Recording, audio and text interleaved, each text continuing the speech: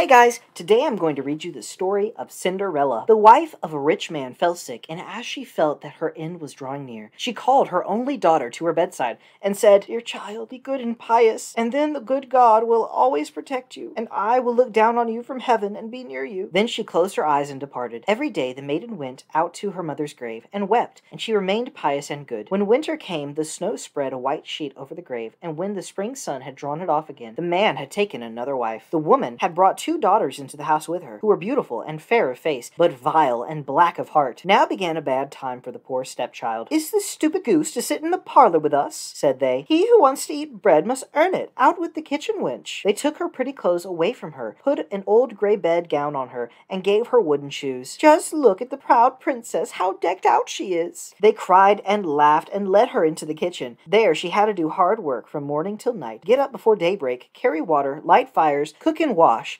Besides this, the sisters did every imaginable injury. They mocked her and emptied her peas and lentils into the ashes, so that she was forced to sit and pick them out again. In the evening, when she had worked till she was weary, she had no bed to go to, but had to sleep by the fireside in the ashes, and since on that account she always looked dusty and dirty, they called her Cinderella. It happened that the father was going to the fair, and he asked his two stepdaughters what he should bring back for them. "Beautiful dresses," said one. "Pearls and jewels," said the second. "And you, Cinderella," said he, "what will you have?" "Father, break off from me the first branch which knocks against your hat on your way home." So he brought beautiful dresses, pearls, and jewels for his two stepdaughters, and on his way home, as he was riding through the green thicket, a hazel twig brushed against him and knocked off his hat. Then he broke off the branch and took it with him. When he reached home, he gave his stepdaughters the things which they had wished for, and to Cinderella he gave the branch from the hazel bush. Cinderella thanked him, went to her mother's grave, and planted the branch on it, and wept so much that the tears fell down on it and watered it. And it grew, however, and became a handsome tree. Thrice a day Cinderella went and sat beneath it,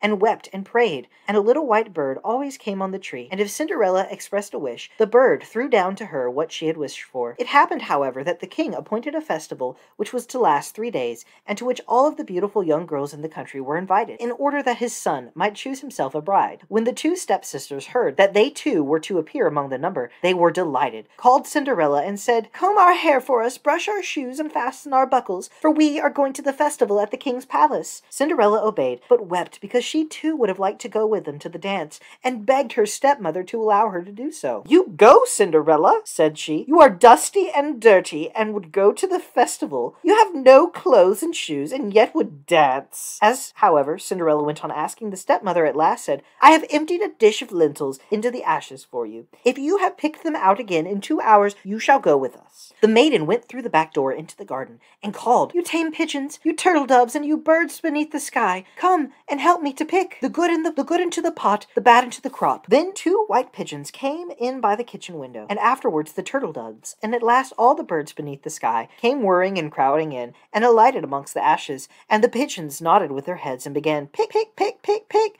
and the rest began also pick, pick, pick, pick, and gathered all the good grains into the dish. Hardly had 1 hour passed before they had finished, and all flew out again. Then the girl took the dish to her stepmother, and was glad and believed that now she would be allowed to go with them to the festival. But the stepmother said, "No, Cinderella, you have no clothes and you cannot dance. You would only be laughed at." And as Cinderella wept at this, the stepmother said, "If you can pick 2 dishes of lentils out of the ashes for me in 1 hour, you shall go with us." And she thought to herself, "That she most certainly cannot do." When the stepmother had emptied the 2 dishes of lentils amongst the ashes, the maiden went through the back door into the garden, and cried, "You tame pigeons, you turtle doves, and all you birds under heaven, come and help me to pick the good into the pot, the bad into the crop." When 2 white pigeons came in by the kitchen window, and afterwards the turtle doves, and at length all the birds beneath the sky, came whirring and crowding in, and alighted amongst the ashes, and the doves nodded with their heads, and began pick, pick, pick, pick, and the others also began pick, pick, pick, pick, and gathered all the good seeds into the dishes, and before half an hour was over, they had already finished, and all flew out again. Then the maiden carried the dishes to the stepmother, and was delighted,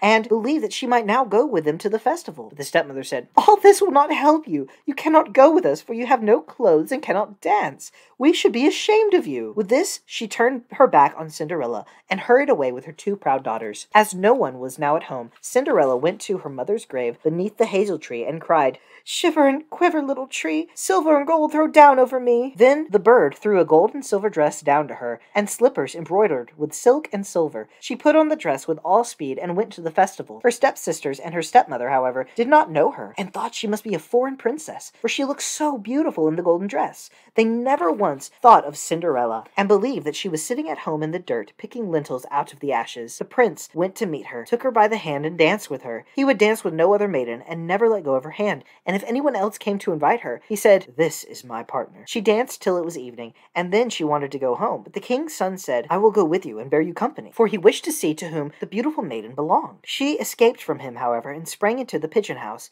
The king's son waited until her father came, and then he told him that the strange maiden had leapt into the pigeon house. The old man thought, "Can it be Cinderella?" And they had to bring him an axe and a pickaxe that he might hew the pigeon house to pieces, but no one was incited. And when they got home, Cinderella lay in her dirty clothes among the ashes, and a dim little oil lamp was burning on the mantelpiece, for Cinderella had jumped quickly down from the back of the pigeon house and had run to the little hazel tree, and there she had taken off her beautiful clothes and laid them on the grave, and the bird had taken them away again. And then she placed herself in the kitchen amongst the ashes in her grey gown. Next day, when the festival began afresh, and her parents and the stepsisters had gone once more, Cinderella went to the hazel tree and said, "Shiver and quiver, my little tree, silver and gold throw down over me." Then the bird threw down a much more beautiful dress than on the preceding day, and when Cinderella appeared at the festival in this dress, everyone was astonished at her beauty. The king's son had waited until she came, and instantly took her by the hand and danced with no one but her. When others came and invited her, he said, "She is my partner." When evening came, she wished to leave, and the king's son followed her and wanted to see into which house she went, but she sprang away from him, and into the garden behind the house there stood a beautiful tall tree, on which hung the most magnificent pears. She clambered so nimbly between the branches like a squirrel that the king's son did not know where she had gone. He waited until her father came, and said to him, "The strange maiden has escaped from me, and I believe she has climbed up the pear tree." The father thought, "Can it be Cinderella?" and had an axe brought and cut the tree down, but no one was on it. And when they got into the kitchen, Cinderella lay there among the ashes as usual, for she had jumped down on the other side of the tree, had taken the beautiful dress to the bird on the hazel tree, and put on her grey gown. On the third day, when the parents and sisters had gone away, Cinderella went once more to her mother's grave and said to the little tree, "Shiver and quiver, my little tree, silver and gold throw down over me." And now the bird threw down to her a dress which was more splendid and magnificent than any she had yet had,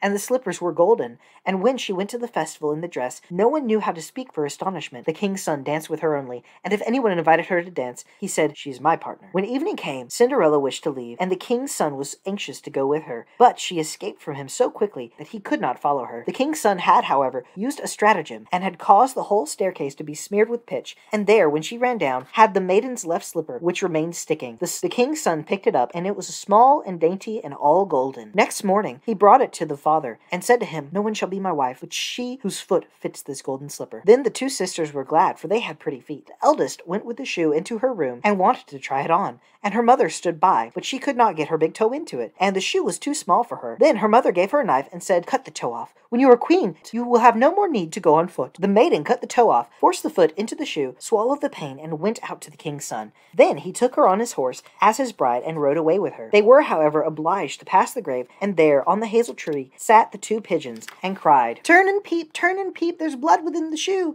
it's too small for her, the true bride waits for you." Then he looked at her foot, and saw how the blood was streaming from it. He turned his horse round, and took the false bride home again, and said she was not the true one, and that the other sister was to put the shoe on. Then this one went into her chamber, and got her toe safely into the shoe, but her heel was too large. So her mother gave her a knife, and said, "Cut a bit off your heel. When you are queen, you will have no more need to go on foot." The maiden cut a bit off her heel, forced her foot into the shoe, swallowed the pain, and went out to the king's son. He took her on his horse as his bride, and rode away with her. But when they passed by the hazel tree, the two little pigeons sat on it, and cried, turn and peep, there's blood within the shoe, it's too small for her, the true bride waits for you." He looked down at her foot, and saw how the blood was running out of her shoe, and how it had stained her white stocking. Then he turned his horse, and took the false bride home again. "This also is not the right one," said he. "Have you no other daughter?" "No," said the man. "There is still a little stunted kitchen witch, which my late wife left behind, but she cannot possibly be the bride." The king's son said he was to send her up to him, but the mother answered, "Oh no, she is much too dirty, she cannot show herself." He absolutely insisted on it, and Cinderella had to be called.